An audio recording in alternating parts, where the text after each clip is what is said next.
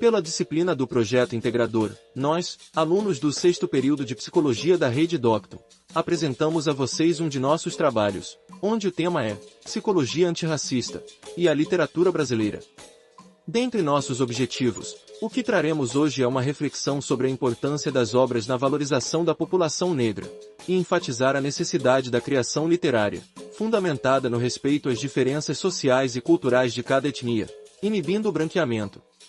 A vertente adotada para este trabalho foi a psicologia social, onde, seguindo o pensamento de Pascal, é estabelecido o preconceito como um fenômeno entre grupos, e os causadores desse preconceito são as formas como um grupo de indivíduos percebem e comportam sua relação com os outros grupos distintos.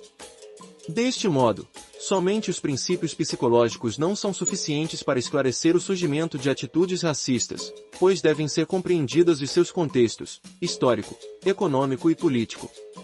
A maioria dos psicólogos sociais concordam que as regras sociais que punem o discurso racista mudam ao longo dos anos, levando ao desenvolvimento de formas mais encobertas e simbólicas de expressar preconceito contra grupos externos. É notório que as formas tradicionais de racismo não desapareceram, mas têm se tornado mais difíceis de detectar à medida que surgem novas formas mais dissimuladas e simbólicas de racismo. Diante deste conceito, nosso trabalho busca analisar a literatura, que é uma das formas de compreender a experiência humana, pois carrega a representação sócio-histórica e cultural de uma sociedade, ajudando assim a compreender o ambiente da época em que a obra foi escrita. Diante disso, a literatura não é uma representação direta da vida, mas se expressa a partir da perspectiva do outro sobre um acontecimento, remetendo à subjetividade de quem a escreve, impossibilitando a existência de neutralidade na obra literária, e possibilitando uma análise da realidade ou desejo de uma outra realidade pretendido pelo autor. O racismo na sociedade brasileira é decorrente do processo de escravidão no Brasil, onde a raça branca sempre é favorecida em relação à negra. Mesmo após anos da abolição da escravatura, o negro é muito discriminado no Brasil. Fato é que, na literatura brasileira são poucos autores negros, bem como as personagens. Durante o modernismo, esta disparidade vem a diminuir, porém apesar de ser abundante a presença de personagens negros na literatura, a maioria dos escritores continuava a reforçar imagens negras com estereótipos racistas, costumando ser interpretados na maioria das vezes como personagens coadjuvantes na trama, ou em posições subalternas, como domésticas, prostitutas ou criminosos. Com isso em mente, podemos afirmar que, se a literatura representa o negro com todos esses estereótipos, significa que ela reflete e fomenta o preconceito racial nas relações de trabalho e interpessoais. Quando olhamos para a literatura infantil, pensamos que ela seria um dos principais meios que auxiliariam na desconstrução do racismo estrutural. Porém a literatura mais lida nas escolas possui poucas famílias negras felizes e bem-sucedidas, personagens negros bem vestidos, poucos príncipes, reis, rainhas de cor, bem como, raramente se vê um negro na capa, ou ser protagonista de um livro. Esse processo molda a formação de crianças negras e brancas. Para as crianças brancas, essas obras literárias podem reforçar sua ideologia de superioridade, e em contrapartida, podem menosprezar e depreciar, prejudicando assim a autoestima das crianças negras. Trazendo a exemplo, analisamos dois autores clássicos da literatura brasileira, Monteiro Lobato e Machado de Assis.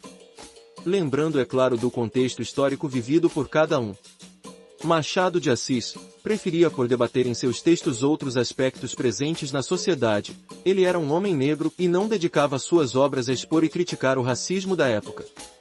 Mesmo em seu conto, O Caso da Vara, onde ele relata a crueldade no tratamento dos negros, o ponto principal de sua crítica é o egoísmo e egocentrismo do ser humano. Além de conter termos considerados racistas em suas obras. Por esses motivos, alguns defensores de causas raciais atribuem a Machado de Assis o título de racista. Já Monteiro Lobato possui cartas escritas por ele com conotações racistas e valorizando o aperfeiçoamento da raça branca.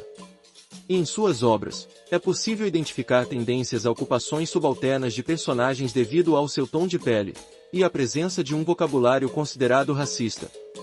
A exemplo, em Caçadas de Pedrinho, há um trecho onde o personagem Pedrinho atribui à tia Anastácia a imagem de uma macaca de carvão. Colocando esses dois escritores em comparação, podemos ver que Machado de Assis não compartilhava das mesmas ideias de Monteiro Lobato, mesmo que utilizassem termos considerados racistas em suas obras. Mas, devemos contemplar os fatos e respeitar o contexto histórico, lembrando que nosso objetivo não é destruir as obras de Monteiro Lobato, apenas analisá-las. Com esse estudo concluímos que a literatura é uma área onde as reproduções sociais ocorrem da maneira como o autor vê o mundo, e não diretamente da realidade, por isso a importância do contexto histórico. Nosso estudo busca mostrar e incentivar a discussão de questões raciais presentes na literatura, e crê que ela é capaz de moldar a visão de mundo de um indivíduo. Portanto, é necessário que uma discussão como essa alcance mais pessoas para que elas desenvolvam um senso crítico a respeito do tema. Muito obrigado pela sua atenção. Este canal é dedicado ao 6º período de Psicologia, e nele você pode ver mais vídeos como esse, onde buscamos sempre conversar sobre um tema em diferentes visões. Um abraço, e até a próxima!